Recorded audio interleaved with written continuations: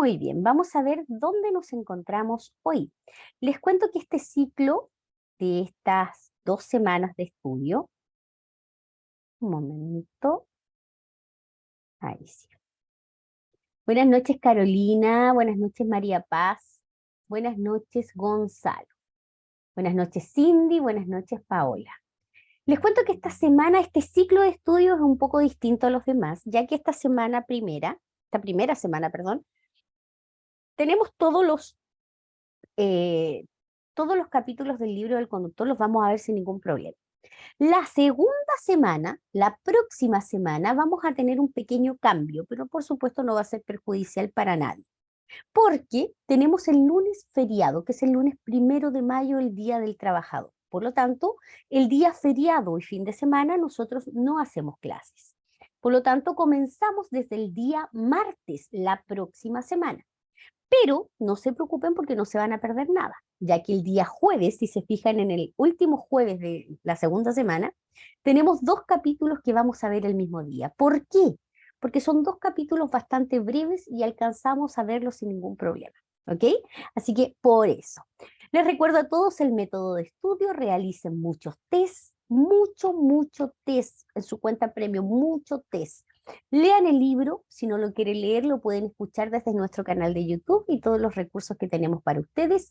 Y por supuesto, participen de las clases. Aquí es donde aclaramos todo aquello que no podemos entender en la lectura. Muy bien, perfecto. Buenas noches las personas que van llegando. Mónica, buenas noches. Maricia, Antonieta. Buenas noches, Mariel. Buenas noches, Nicole. Buenas noches, Jessica. Matilde, buenas noches. Rodrigo, bienvenido. Jenny me dice, prueba el próximo miércoles. Ok, vamos con todo, Jenny. Los últimos días, mucho test. Haga mucho test los últimos días ya para poder rendir el examen. Buenas noches, Tomás. Buenas noches, Nicole. Buenas noches, Karen. Bienvenida. Comencemos entonces. Les cuento un poco de qué se trata este capítulo de hoy. Este capítulo tiene 3 partes sumamente importantes. La primera dice acá, bueno, vamos a hablar de los principios de la conducción. Primero vamos a hablar del funcionamiento mecánico del vehículo y todos los sistemas que lo componen, ¿ok? Miren, acá aparece la figura de un ser humano. ¿Por qué? Porque para poder hacer que esto sea un poco más fácil, hay ciertas partes del vehículo que cumplen alguna función similar a la que cumplen nuestros órganos en nuestro cuerpo. Por ejemplo, el cerebro vendría siendo como el alternador de un vehículo, ya que en este caso el alternador es parte del sistema eléctrico. El corazón. El corazón de una persona vendría siendo como el motor de un vehículo, porque es la parte más importante, ¿ok? Es la que podríamos decir la que le da vida al vehículo. La sangre la podríamos asemejar al aceite del motor en este caso, pues ya que el aceite tiene la función de lubricar todas las partes móviles y la sangre en este caso también de nutrir también todos nuestros órganos, así que podríamos tener ciertas similitudes. Los meniscos, que son estas almohadillas que tenemos en las rodillas que permiten que nosotros, por supuesto, que el hueso no choque, en este caso podríamos asemejarlo con los amortiguadores del vehículo, ya que la amortiguación permite que el vehículo en este caso se pueda desplazar en algunos obstáculos sin, en este caso, provocar mayor daño en el vehículo.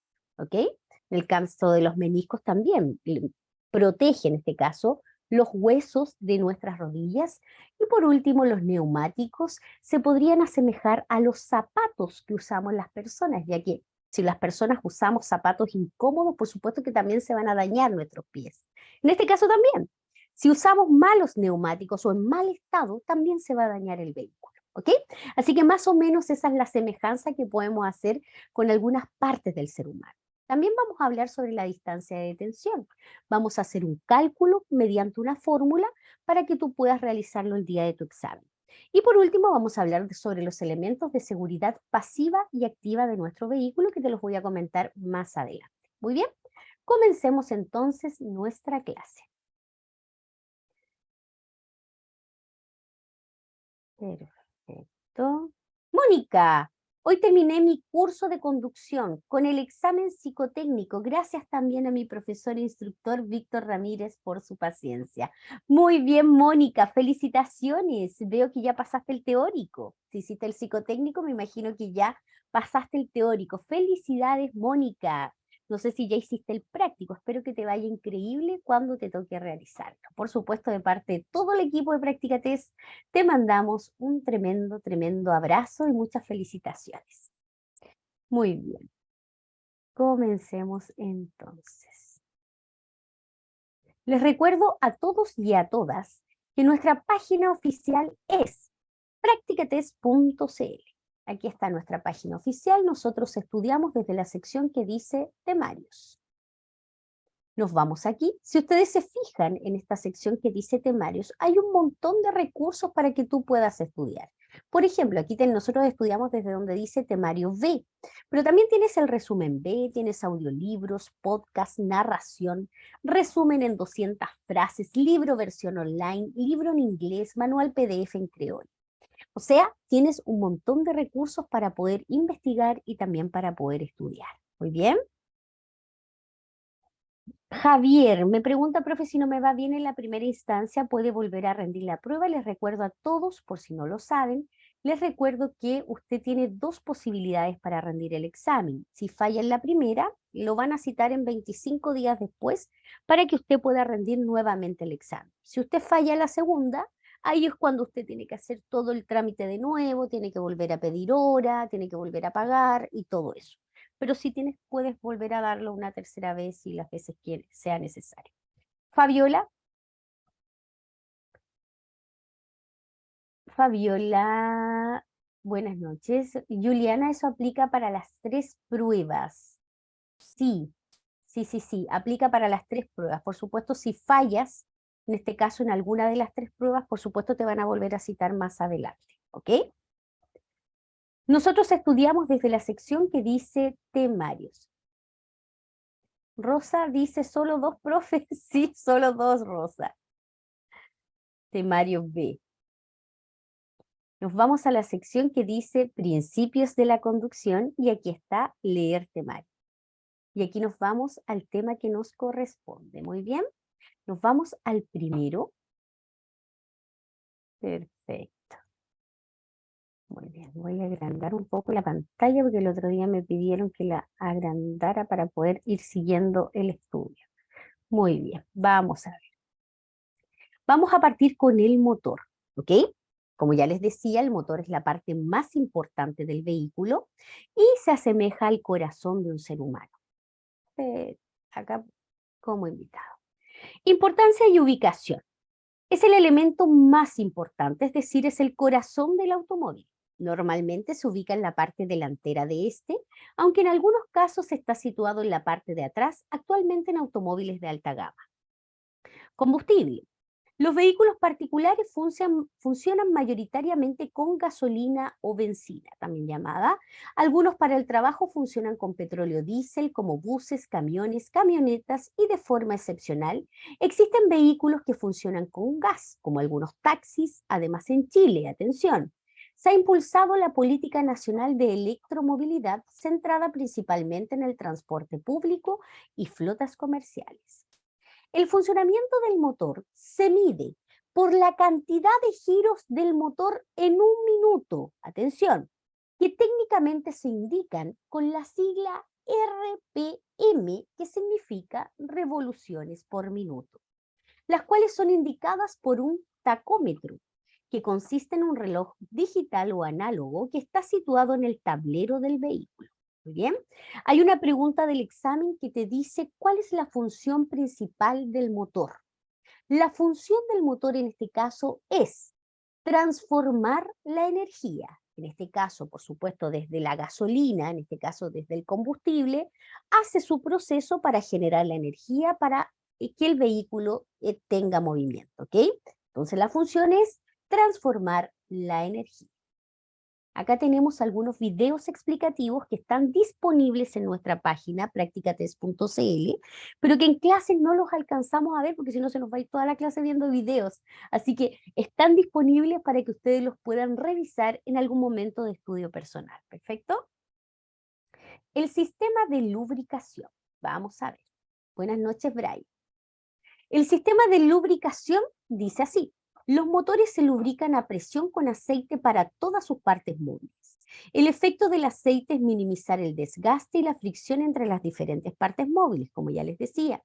Cuando el nivel de aceite está bajo, puede encenderse la luz de presión de aceite del tablero, lo que significa que el motor no está siendo correctamente lubricado, que es una jarrita que se enciende, una luz roja, significa que el motor no está recibiendo la lubricación necesaria. Entonces, la función del aceite es minimizar el desgaste y la fricción entre las diferentes partes móviles. Les recuerdo que esa es pregunta de examen. Cuando en el tablero se enciende una luz, indica que el motor no está siendo correctamente lubricado, debe detener el motor y reparar la avería. Si no lo hace, el costo de la reparación posterior puede ser muy alto. Es muy importante que usted siempre verifique el nivel de aceite de la varilla que se encuentra en el motor. Le saca la varilla, esa varilla tiene una medida. La idea es que, por supuesto, el aceite esté en esa medida correctamente y debe tener, por supuesto, un color café claro. Si el color ya pasa a ser un color más negro, por supuesto que el aceite en ese caso ya está en mal estado. Cambie periódicamente el aceite y el filtro que corresponda. Use aceites recomendados por el fabricante. Acá tenemos un video explicativo. Llegamos ahora al sistema eléctrico. Los principales elementos y funcionamiento del sistema eléctrico son, atención, el alternador es el encargado de producir la energía eléctrica.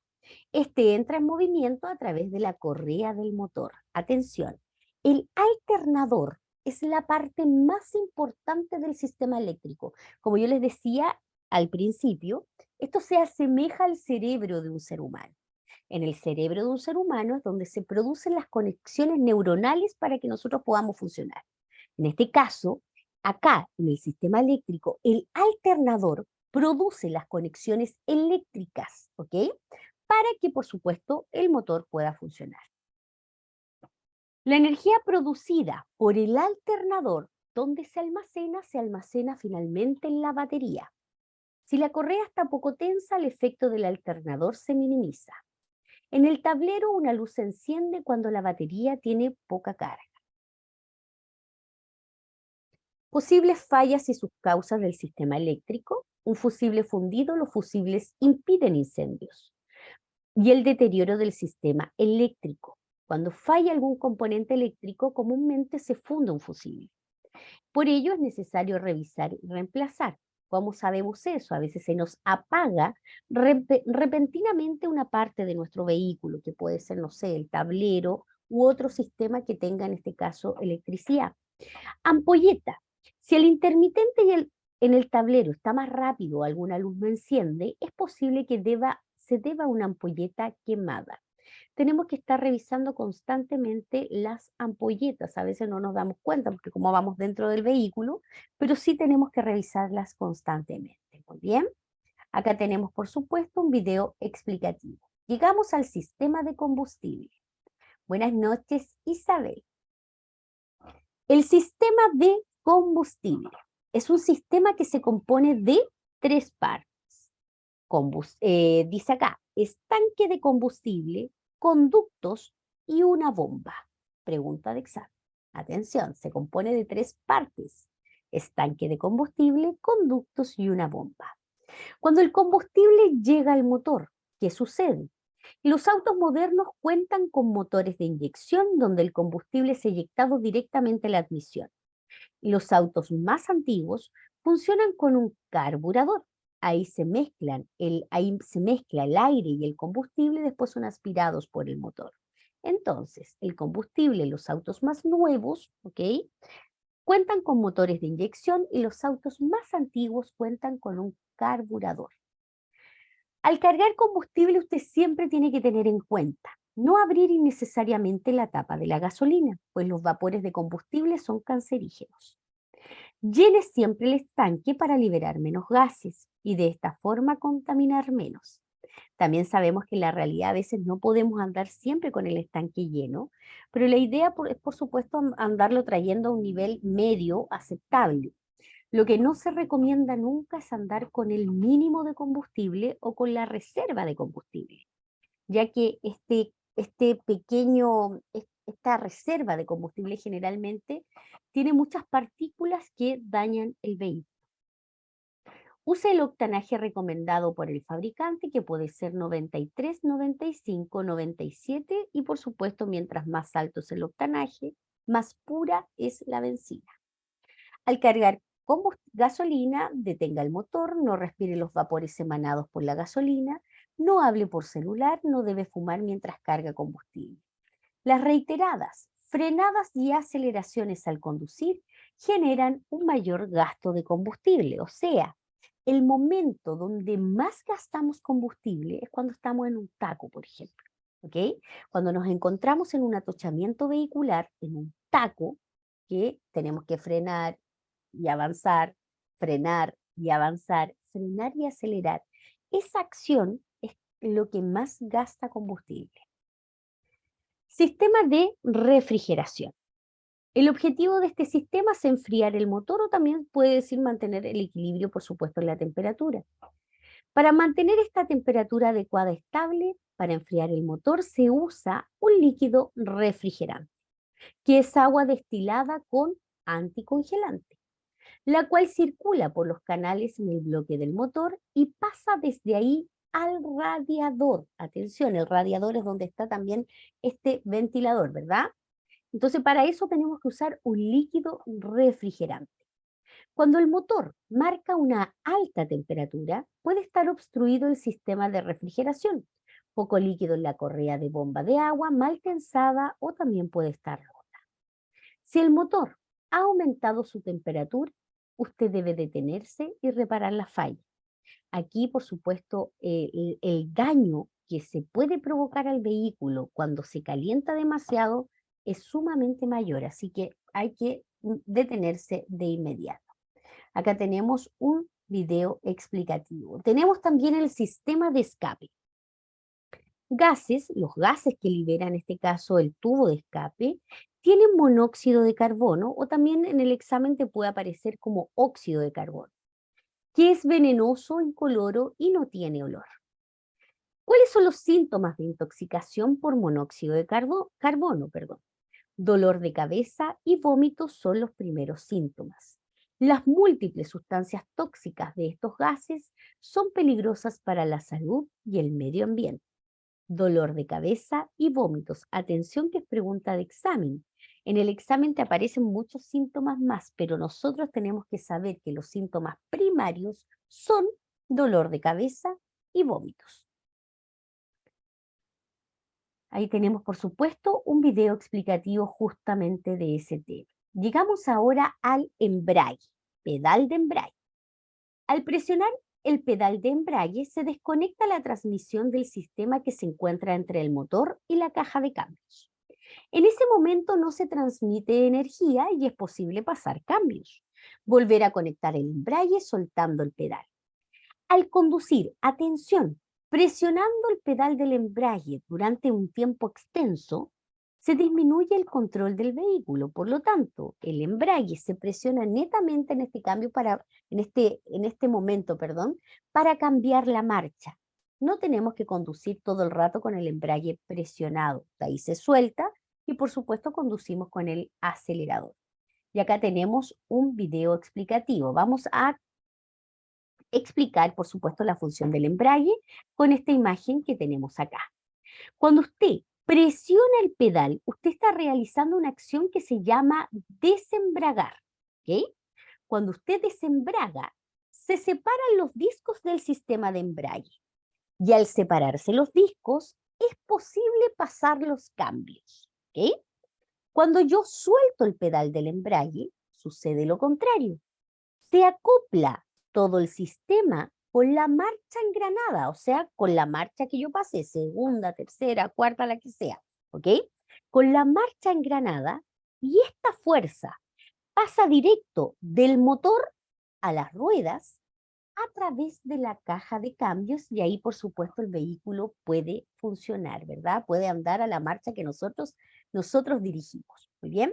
Lo que no podemos hacer es embragar, soltar el pedal y pasar los cambios de igual manera, porque la verdad es que va a sonar feísimo y es probable, por supuesto, que dañes la caja de cambios y por supuesto eso tiene un costo bastante alto. La caja de cambios. La función de la caja de cambios es multiplicar la fuerza del motor. Atención, pregunta de examen. La función de la caja de cambios es multiplicar la fuerza del motor. Puede tener hasta 6 marchas. Cada marcha corresponde a un rango de velocidad. Manejar a la velocidad adecuada a la marcha contamina menos y también ahorra combustible, ¿ok? Tampoco forzamos el vehículo innecesariamente. Si yo me voy a mantener, por supuesto, en una velocidad alta, en una marcha, en una velocidad constante, no tengo que forzar el vehículo, sino que tengo que mantenerlo en una marcha alta. Ahí tenemos un video explicativo. Muy bien. Vámonos a la suspensión y la amortiguación. Vamos a ver. La suspensión y la amortiguación son los encargados del contacto con el neumático con la calzada, ¿ok? Para proporcionar estabilidad y confort al conducir. Permiten minimizar el impacto de las irregularidades de la superficie de las calles. Gran parte de la seguridad activa se apoya en estos dos sistemas. Y ahí me voy a detener un momento y vamos a hablar de la seguridad activa. ¿Ok?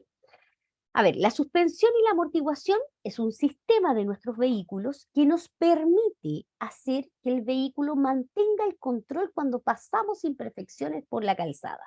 Por ejemplo, que sucede mucho, a veces vamos conduciendo y hay un hoyo o evento también se les dice, y no nunca lo viste y pasaste el hoyo y saltaste y el vehículo saltó y todo eso. Bueno, lo que me permite mantener el control del vehículo y no dañar otros sistemas es el sistema de suspensión y amortiguación. Puede pasar también que te pases un lomo de toro que no está pintado, porque hay muchos lomos de toro que a veces se demoran bastante en pintarlos, se despintan bastante rápido. ¿Ok? Por lo tanto, en ese caso que no esté pintado y justo te pasaste el lomo de toro y saltaste con el vehículo, ya lo que me permite mantener ese control es este sistema. ¿Perfecto? Acá dice, la suspensión y la amortiguación también son parte de la seguridad activa. ¿Qué es la seguridad activa del vehículo? Y aquí vamos a hacer la diferencia de la seguridad activa y la seguridad pasiva. La seguridad activa son todos aquellos elementos que me permiten manejar de manera segura en todo momento. Por ejemplo, la suspensión y la amortiguación. Los neumáticos también son parte de la seguridad activa. El freno también es parte de la seguridad activa. ¿Ok? Todo eso es parte de la seguridad activa. Todo lo que me mantiene seguro en el momento de la conducción. ¿Muy bien? Y por supuesto todo tiene que funcionar muy bien. La seguridad pasiva son todos aquellos elementos que funcionan solamente en caso de alguna emergencia o en caso de una conducción un poco más brusca. Por ejemplo, el cinturón de seguridad, el airbag, el apoyacabezas. Esos elementos son de seguridad pasiva que actúan en este caso, de una emergencia. Muy bien, eso es más o menos la diferencia que les puedo mencionar acerca de estos dos tipos de seguridad. Muy bien. Sí, seguridad primaria, Gonzalo.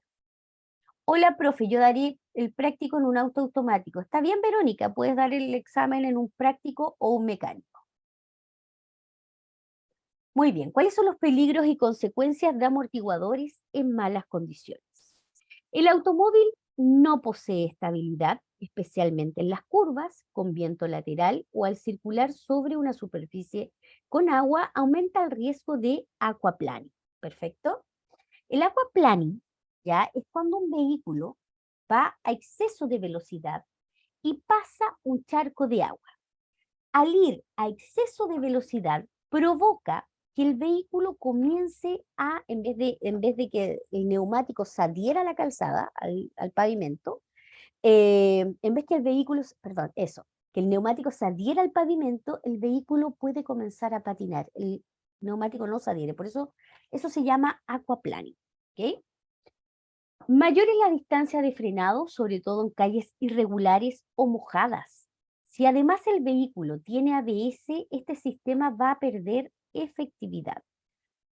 El sistema ABS es un sistema de frenos que se les dice también frenos antibloqueo, ¿ok?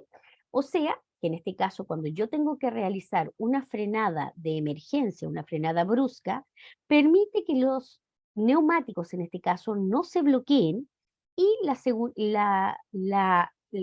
el momento de frenar no sea este momento cuando los vehículos comienzan a patinar y las ruedas suenan bastante, ¿ok?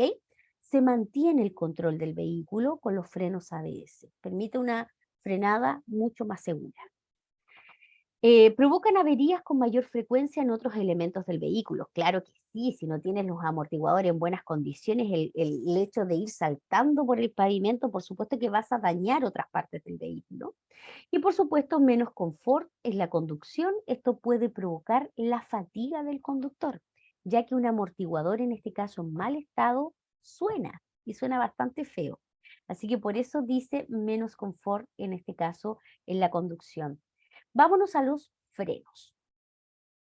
Los frenos evitan siniestros, reducen la velocidad del vehículo y lo detienen. Para evitar siniestros es vital supervisar y mantenerlos en perfecto estado. Atención, los frenos son parte de la seguridad activa del vehículo, ¿ok? El uso. Es importante aprender a utilizar los frenos de forma correcta en situaciones de peligro, tomando en cuenta las características del vehículo, teniendo claro si cuenta o no cuenta con ABS, es decir, con frenos antibloqueo. La frenada intempestiva, esta frenada brusca de emergencia. Si usted frena de golpe por el pánico de una situación peligrosa, los frenos ABS permiten continuar controlando la dirección del vehículo, ventaja que también eso disminuye a altas velocidades. O sea, si vas a exceso, no sé, 150 kilómetros por hora, 130, y frenas en este caso de golpe, por supuesto que los frenos ABS a veces no van a funcionar, no van a cumplir la función, ya que vas a exceso de velocidad. Los vehículos tienen dos sistemas de freno. Primero, el freno de servicio, que es el que todos ocupamos, parte de la seguridad activa, que actúa sobre las cuatro ruedas y comúnmente es hidráulico. Y también tenemos el freno de mano, que es el freno que pone uno, en este caso, cuando se estaciona. Es importante que usted siempre controle el nivel de líquido de frenos que se encuentra en un recipiente, ¿ya? Continuamente en base a las indicaciones del fabricante. Este líquido no se consume y si baja su nivel es por algún desperfecto mecánico. Esto último puede causar un siniestro. También tenemos que controlar que la carrera del pedal del freno no sea demasiado larga. ¿Qué quiere decir eso? Que mi pierna en este caso no tenga que extenderse hasta el final y me haga tomar una postura incómoda para realizar una acción tan importante como frenar. Yo tengo que frenar de manera cómoda y por supuesto el freno funcionar de manera correcta. Que la posición del pedal no descienda cuando lo tiene fuertemente presionado. Si usted lo presiona, no debería descender. Tampoco tenemos que tener el pedal de freno rígido y no elástico. El freno siempre tiene que ser elástico. Recuerden que es parte de nuestra seguridad activa. También tenemos que revisar que las luces de freno funcionen, que el freno, luces de freno funcionen y que el freno de mano también en este caso funcione correctamente. ¿Perfecto? Ahí tenemos un video explicativo justamente del tema. Llegamos ahora a los neumáticos. Los neumáticos en este caso son el punto de apoyo del vehículo con la calzada, en este caso el punto de apoyo.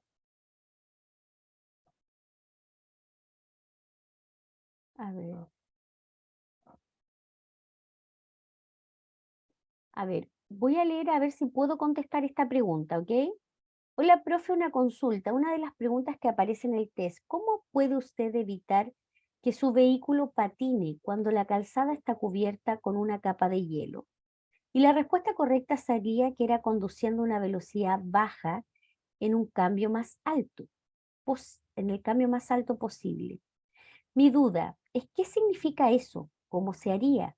¿Se puede andar a menos 20 kilómetros por hora andando en quinta? La marcha no es así. Mira, esto aparece cuando hablamos de la nieve también. Ya en la nieve también te recomiendan andar con el cambio, la marcha más alta posible, pero a baja velocidad.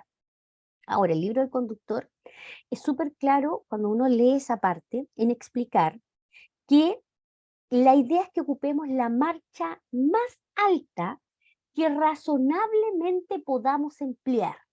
¿Qué quiere decir eso? Yo no puedo ir a 20 kilómetros por hora y en quinta, porque el vehículo no me va a funcionar, ¿ok? Pero sí podría ir a 20 kilómetros por hora en tercera, ¿ok? Por lo tanto, tengo que ir a una marcha muy baja, y buscar el cambio más alto que yo razonablemente pueda emplear. Esa es la explicación cuidado. Esa es la explicación. Por lo tanto, tienes que buscar el cambio. En este caso, si son 20 kilómetros, es probable que puedas andar a tercera, pero no a quinta, ¿ya? Y eso, por supuesto, se hace en la práctica, pero eso es lo que nos dice el libro del conductor. Y eso también se aplica a la nieve. Muy bien, sí. Dice así, los neumáticos. El punto de apoyo del vehículo con la calzada son los neumáticos. Por ello, el agarre es fundamental, pues entrega seguridad en distintas condiciones climáticas y de emergencia. Para que los neumáticos cumplan bien sus funciones de frenado, agarre y direccionalidad. Estas son las funciones de los neumáticos. Pregunta de examen, no lo olviden. Frenado, agarre y direccionalidad. Pregunta de examen. Los dibujos o surcos de sus bandas de rodamiento deben tener una profundidad aconsejable mínima de 3 milímetros, o sea, los surcos de los neumáticos deben tener esa profundidad. Con el tiempo, los neumáticos, por supuesto, se van desgastando, ¿ok? Por lo tanto, los surcos comienzan a perder profundidad y ahí es cuando ya tenemos que evaluarlos para poder cambiarlos, ¿ok? Muy bien. Brian, profe, ¿cómo puedo saber si un neumático está bueno en un auto usado? Justamente acá estoy diciendo, Brian, ¿ok? Justamente aquí estoy diciendo, tienes que verificar los surcos, ¿ok? Y debe tener, por supuesto, esta profundidad de 3 milímetros. Cuando la profundidad de tales dibujos es muy baja o inferior a 1,6 milímetros, baja la fricción con el pavimento mojado, aumentando el riesgo que se pierda el contacto con el pavimento por causa de la capa de agua que se forma delante de los neumáticos. Atención con aquello, ¿ok? Tenemos que estar controlando en este caso la profundidad de los surcos. Cuando uno lleva un vehículo a la revisión técnica, por ejemplo, si uno no cumple con esta profundidad, tu vehículo sale inmediatamente rechazado y vas a tener que cambiar los neumáticos de igual forma, ¿ok? Revise habitualmente los neumáticos y compruebe que sus detectores de desgaste de la profundidad de los surcos no le indiquen que está inferior a 1,6. Atención, también les cuento, hay una pregunta de examen que te habla sobre el neumático seguro. Cuando hablamos de un neumático seguro, no es un neumático que tiene un surco menor a 1,6. No, esa no es la respuesta, ya que el neumático seguro solamente va a ser aquel que tiene la profundidad de los surcos de 3 milímetros. Ese es el neumático seguro. ¿Ok?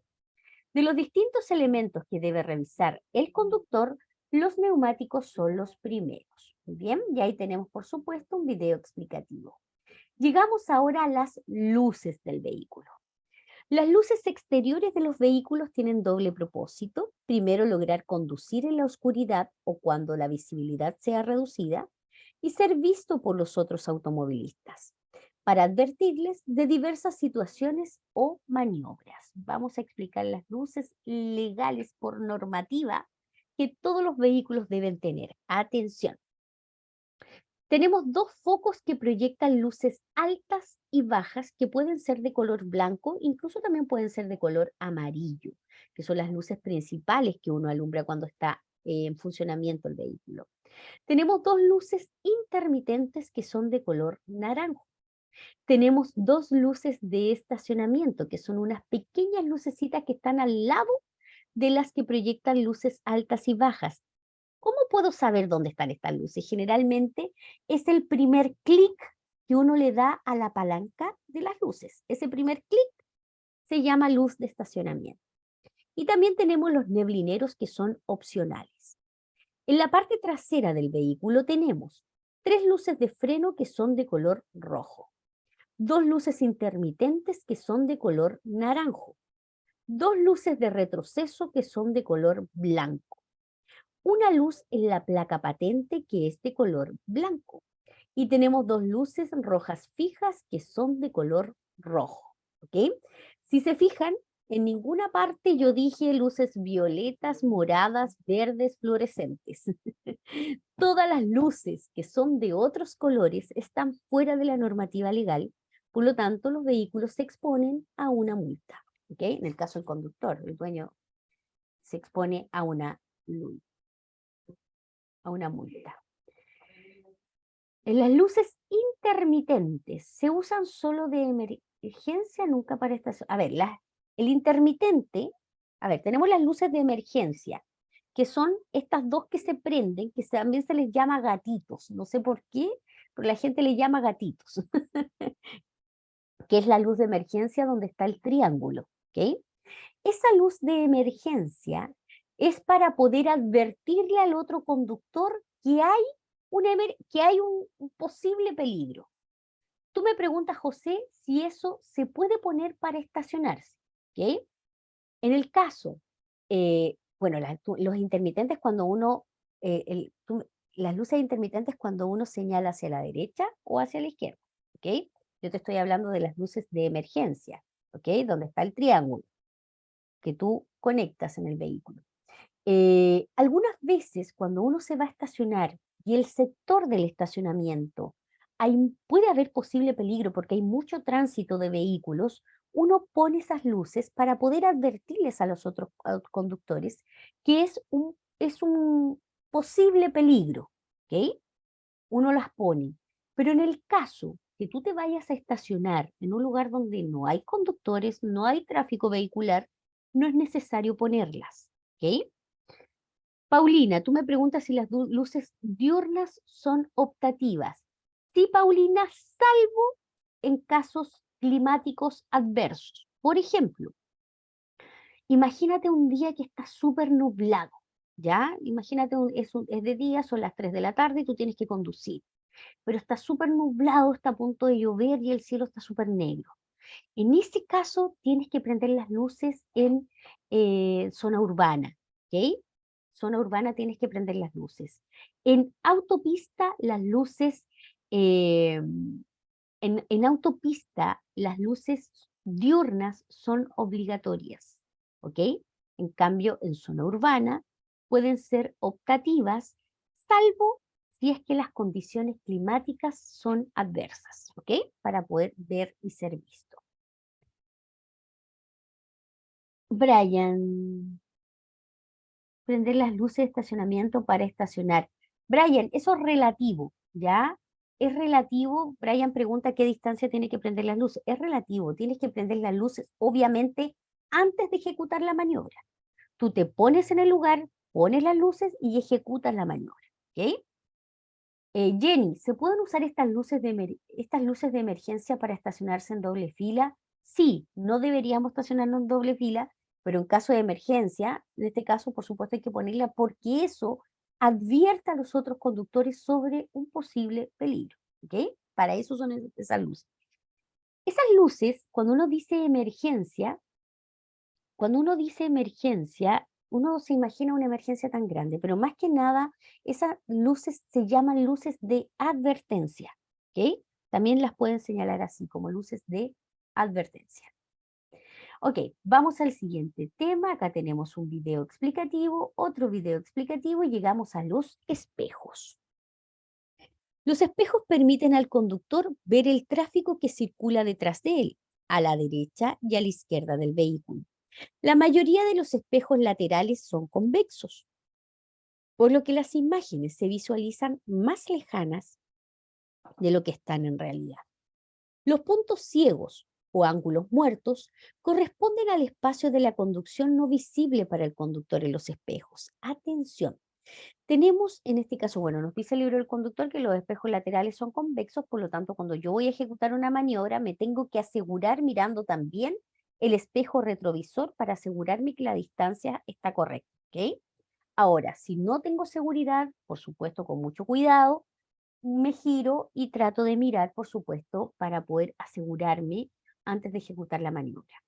Los puntos ciegos son aquellos lugares de, cuando tú vas conduciendo, hay un lugar al lado, al costado de tu vehículo, un poco más atrás de tu vehículo, que uno no ve los otros vehículos, ¿ok? Por eso se le llama punto ciego.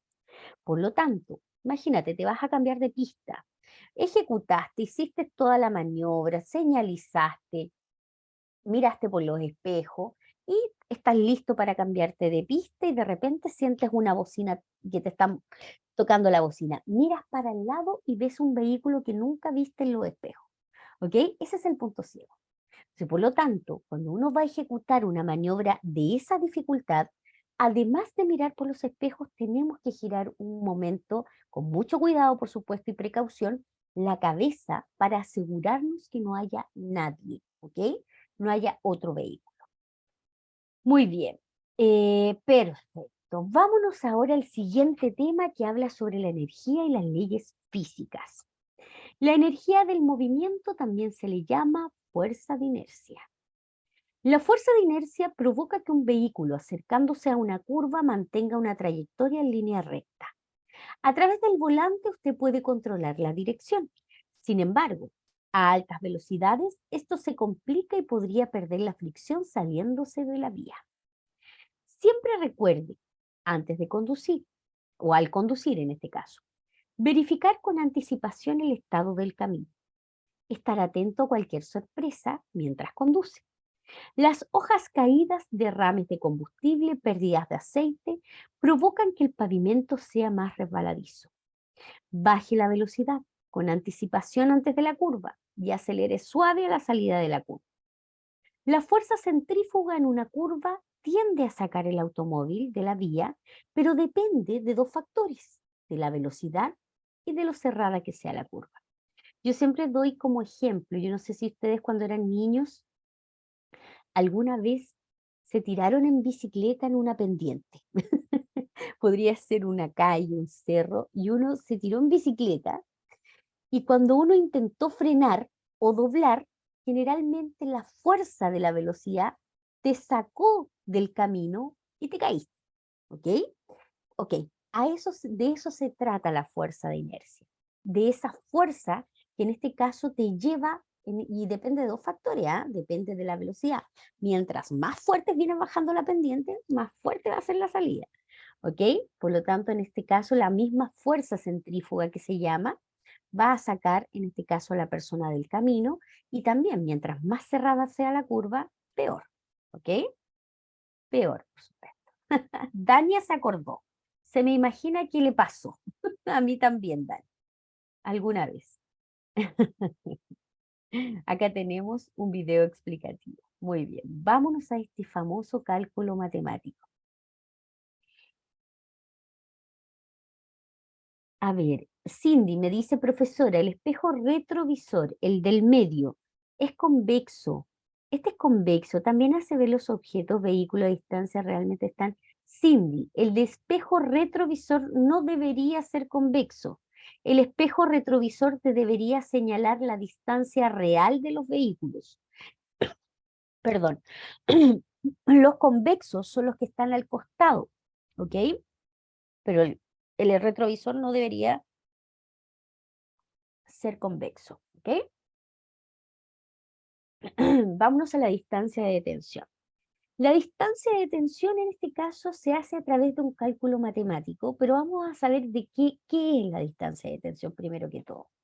La distancia de detención lo vamos a ver en este dibujo, se calcula sumando la distancia de reacción y la distancia de frenado. ¿Pero qué es cada una?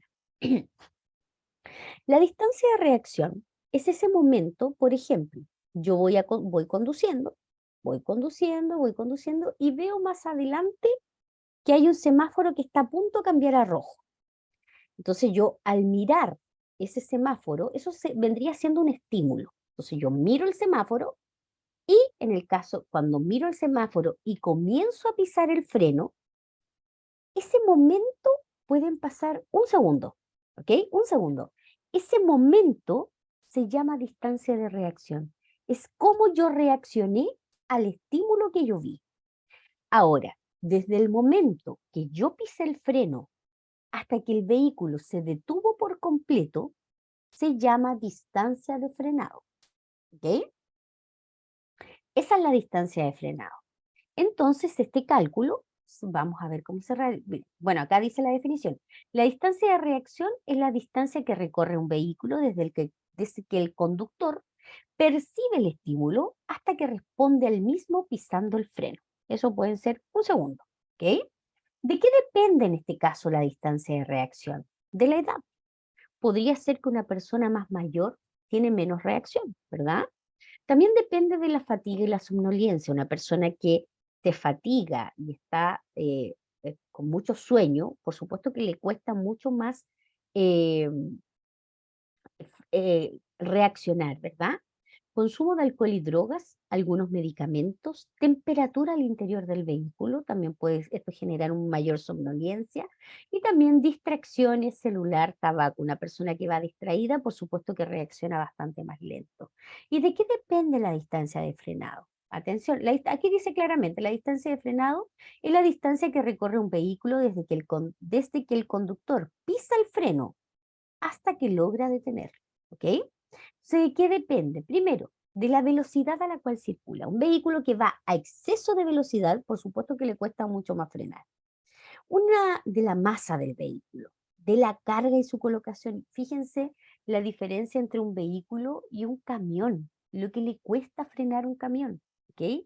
La masa y la carga, el estado del vehículo. Ya un vehículo, por supuesto, tiene que estar en buen estado. Condiciones de la vía y condiciones meteorológicas. No sé, un día de mucho frío, de lluvia, de hielo, de nieve, la distancia de frenado siempre va a ser mayor. Por ejemplo, en el caso de lluvia, la distancia de frenado aumenta al doble. ¿Ok?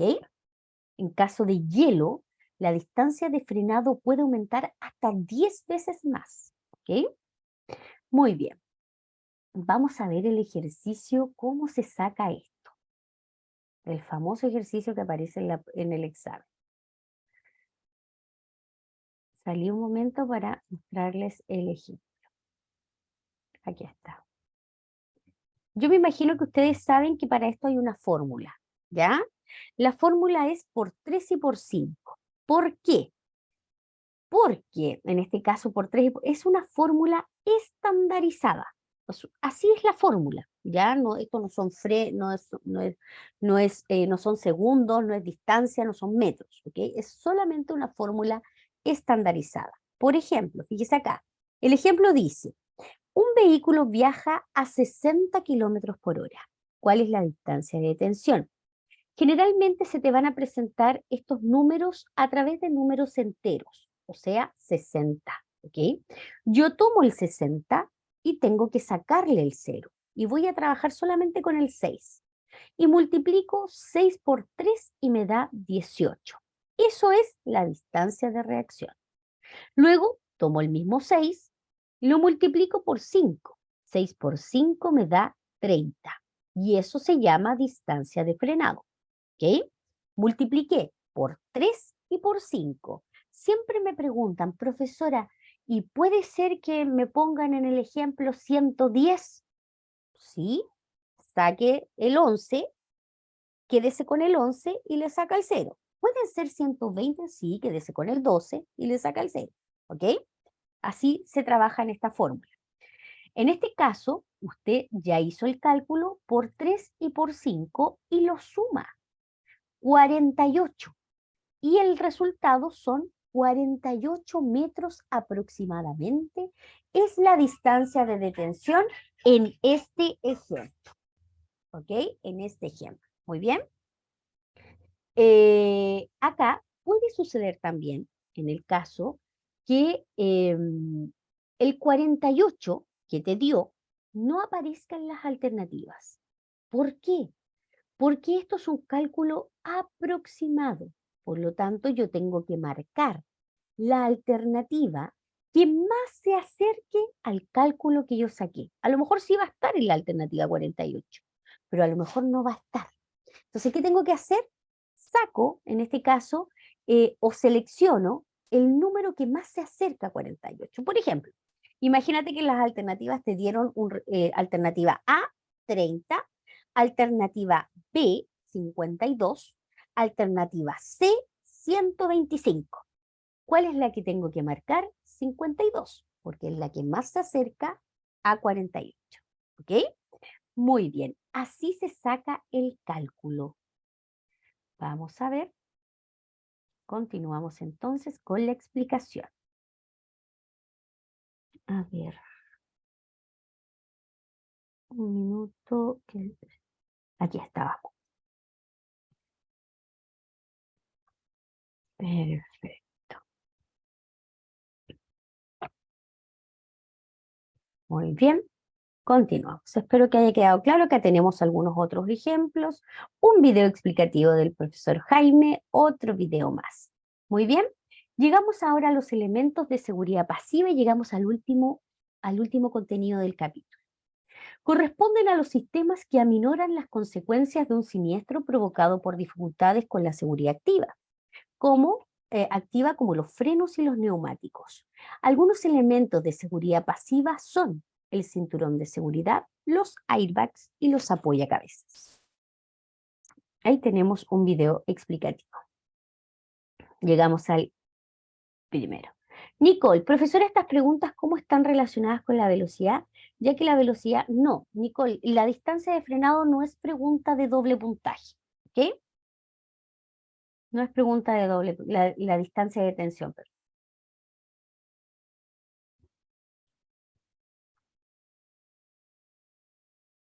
Cinturón de seguridad. Toda persona que esté al interior del vehículo debe llevar su cinturón de seguridad de forma individual. Los cinturones son obligatorios en los asientos traseros desde el año 2002 en adelante. Atención con aquella fecha. Un choque a 50 kilómetros por hora es como tirarse sin seguridad desde un piso 4. Un choque a 70 kilómetros por hora es como tirarse sin seguridad desde un piso 7. Utilice cinturón de seguridad. Este disminuye las muertes en siniestros de tránsito. Además, proporcionan mejor control y contribuyen a reducir el cansancio. El pasajero que se ve impulsado hacia adelante desde el asiento trasero no solamente se lesiona a sí mismo, sino que también puede lesionar al conductor o a quien viaje en el asiento delantero. Recuerda utilizar el cinturón de forma correcta, ya que de esta forma cumplirá su función en un 100%. Muy bien. El uso, ¿en qué sentido reducen el cansancio los cinturones de seguridad? Mira, en el caso, Claudia, que cuando uno se pone un cinturón de seguridad, es como que si te pusieras una faja, podríamos decir, las mismas bandas del cinturón de seguridad te permiten que tú andes más derecho al conducir y por supuesto tomes una postura correcta, ¿ok? Para poder estar sentado en ese asiento del vehículo. A eso se refiere, ¿ok? Al tema postural. El uso correcto del cinturón de seguridad, banda torácica, cruza desde el punto superior del hombro hasta la cadera. La banda abdominal entre los dos puntos inferiores de fijación, como sabemos.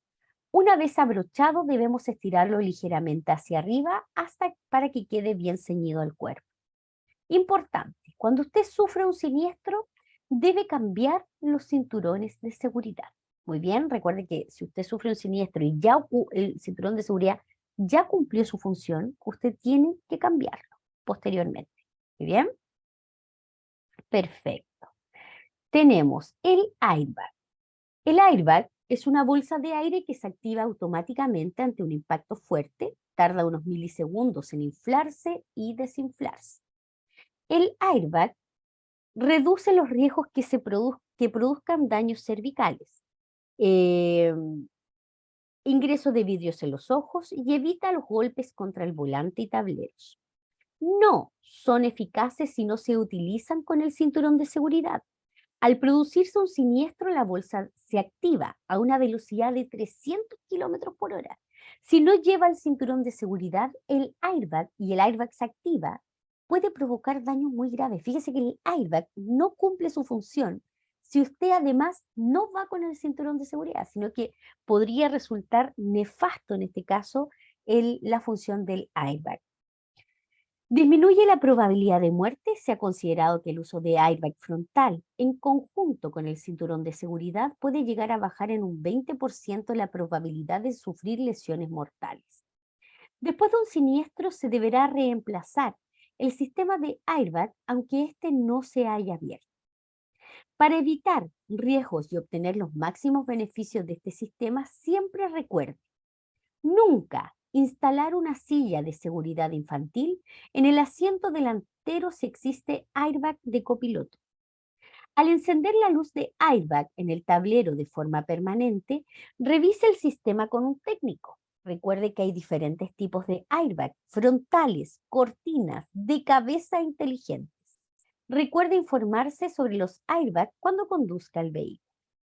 Ahí tenemos, por supuesto, un video explicativo. Y finalmente llegamos a los apoyacabezas.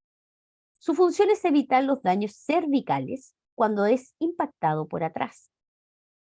La regulación. La posición debe ser regulada por cada conductor o pasajero y se deben regular tanto los apoyacabezas delanteros como los traseros. Los apoyacabezas deben estar regulados de manera de aumentar su contribución a la seguridad de cada persona en caso de impacto posterior. La posición menos efectiva. Es importante que no se utilicen en la parte más baja, pues es la menos efectiva. Estamos hablando de la zona del cuello, ¿ok? La altura correcta de un apoyacabezas siempre debe quedar situado en la parte superior de la cabeza y siempre tiene que estar a la altura de los ojos. Atención, pregunta de examen. Distancia respecto a la cabeza. La distancia entre la cabeza y apoyacabezas debe ser la más baja posible y nunca mayor a 4 centímetros. Muy bien, la cabeza y por supuesto la almohadilla, en este caso del apoyacabezas. Muy bien, y ahí tenemos un video explicativo y hemos llegado ya al final de este capítulo. Por supuesto, ahí está la normativa legal.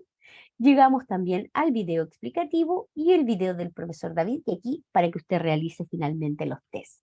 Antes que se vayan, voy a hacer algunas preguntas muy cortitas sobre este capítulo. ¿Les parece? Y ustedes me contestan en el chat. Algunas preguntas de examen. Vamos a ver. Hacer algunas preguntas de examen. Dice así. Primera pregunta. El líquido refrigerante pasa por los canales alrededor del motor hacia A, el alternador; B, el radiador; C, el carburador.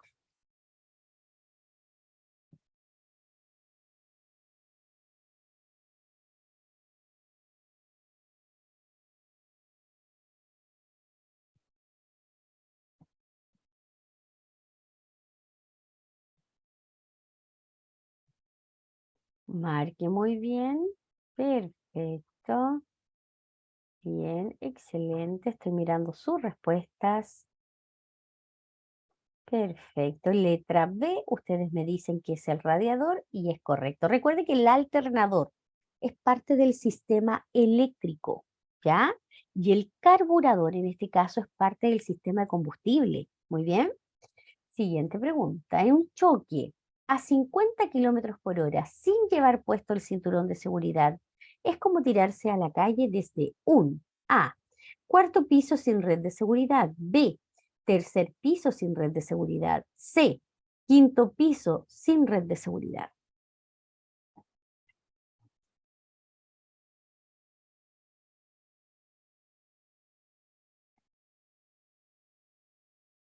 Marque su respuesta. Estoy mirando. Muy bien, claramente ustedes me dicen que es la letra A, la mayoría de ustedes, y vamos a ver, y claro que sí, es correctísimo. Cuarto piso de sin red de seguridad. Muy bien, siguiente pregunta. La magnitud de la fuerza centrífuga depende de A, indirectamente de la velocidad y de lo cerrada que sea la curva.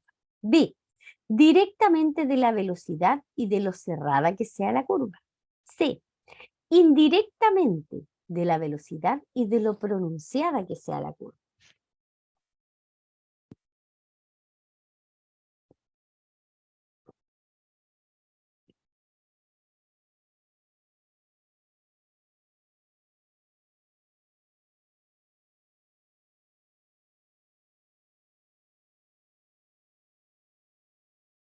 Muy bien, perfecto. Letra B, me dicen ustedes directamente de la velocidad. Claro que sí. Acuérdense que la fuerza centrífuga, acuérdense de este ejemplo que les di. Cuando una persona se tira en bicicleta de un cerro y tiene que doblar cuando va llegando al final del cerro. Por lo tanto, depende, en este caso, directamente, mientras más, con mayor velocidad vaya y más cerrada sea la curva, por supuesto que depende de aquello. Atención. Mira, un ejercicio. Vamos a ver si lo pueden resolver. Usted conduce un vehículo con frenos y neumáticos en buenas condiciones. La superficie de la calzada está seca. ¿Cuál es la distancia aproximada de detención total? Distancia de reacción más distancia de frenado si usted va a 70 kilómetros por hora. Haga el cálculo. Lo espero.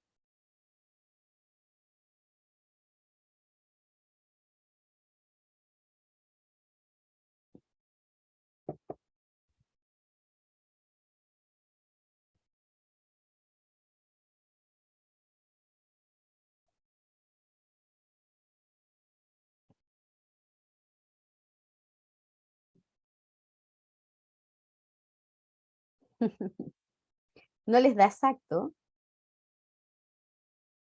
¿Cuánto da? ¿Cuánto da el resultado? No da exacto. Da 56, claro que sí. Entonces, como no da exacto a la alternativa, tenemos que marcar aquella alternativa que más se acerque a 56. ¿Y cuál es? La letra A, 50, y ponemos, y está completamente correcto. Muy bien, tal cual. Última pregunta de hoy. El neumático seguro es un neumático cuyos surcos A, miden 3 milímetros de profundidad. B, no están llenos de barro u otros materiales. C, son inferiores a 1,6 milímetros.